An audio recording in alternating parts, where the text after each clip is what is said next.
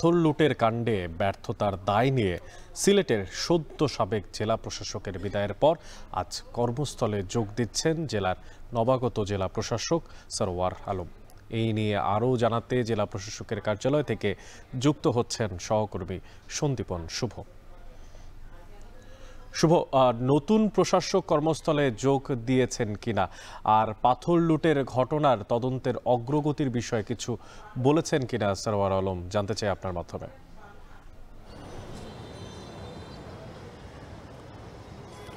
দেখুন, আজকে সকালেই কিন্তু চার্জ অ্যান্ড হ্যান্ডওভারের মাধ্যমে সদ্য বিদায়ী যে জেলা প্রশাসক ছিলেন শের মাহবুব মুরাদ, তিনি কিন্তু দায়িত্ব হস্তান্তর করেছেন নবাগত যিনি জেলা প্রশাসক এসেছেন মোহাম্মদ সারওয়ার আলমের কাছে। এবং এই দায়িত্ব গ্রহণের ফলে কিন্তু যে মানুষের যে আকাশ সমান যে একটা প্রত্যাশা ছিল, সেই প্রত্যাশা নিয়ে কিন্তু আজকে মোহাম্মদ সরওয়ার আলম এসেছেন। এবং আপনি নিশ্চয়ই জানেন যে তিনি কিন্তু বৈদেশিক ও কর্মসংস্থান মন্ত্রণালয়ের উপসচিবের দায়িত্ব পালন করেছেন এবং যিনি আইন উপদেষ্টা রয়েছেন আসিফ নজরুল একান্ত সচিব হিসাবে উনি কাজ করেছেন। এবং ওনার কিন্তু বিগত আমলে ওনার বেশ কিছু সুনাম ছিল, উনি কিন্তু বেশ দাপটের সাথে কাজ করেছেন এবং ওনার সেই সুনামের ধারা অব্যাহত থাকবে বলে এখানকার জনগণ প্রত্যাশা করছেন। এবং আমরা এখানকার সর্বস্তরের মানুষের সাথে আলাপ করেছি, সবাই বলছেন যে আসলে একটা নতুন প্রত্যাশা, নতুন আশা নিয়ে কিন্তু সবাই মুখিয়ে আছেন। কারণ আপনি জানেন যে পাথরকাণ্ডের পর সিলেটের চারিদিকে কিন্তু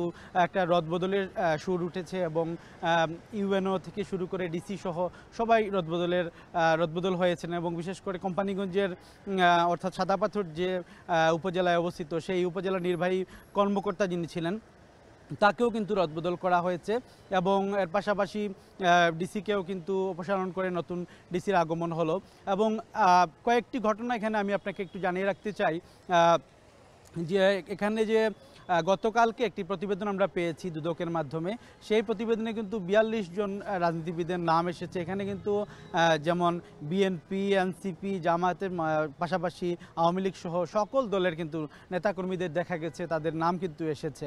এবং এ নিয়ে আমরা যখন জিজ্ঞেস করেছিলাম রাজনীতিবিদদের কাছে, তারা বলছেন যে আসলে তারা এই বিষয়ে কিছুই জানেন না এবং তারা বলছেন যে আসলে তদন্তটি আরও নির্ভুলভাবে করা উচিত, এরকম তারা আমাদের কাছে জানিয়েছেন। তবে এখানকার সাধারণ মানুষ বলছেন, সিলেটের সাধারণ মানুষের দাবি হচ্ছে যারাই দায়ী হোক বা যারাই এই কাজের সাথে জড়িত থাকবে তাদেরকে যেন শাস্তির আওতায় নিয়ে আসা হয়। তো এই ছিল আসলে নবাগত জেলা প্রশাসকের আগমনের সর্বশেষ আমার কাছে।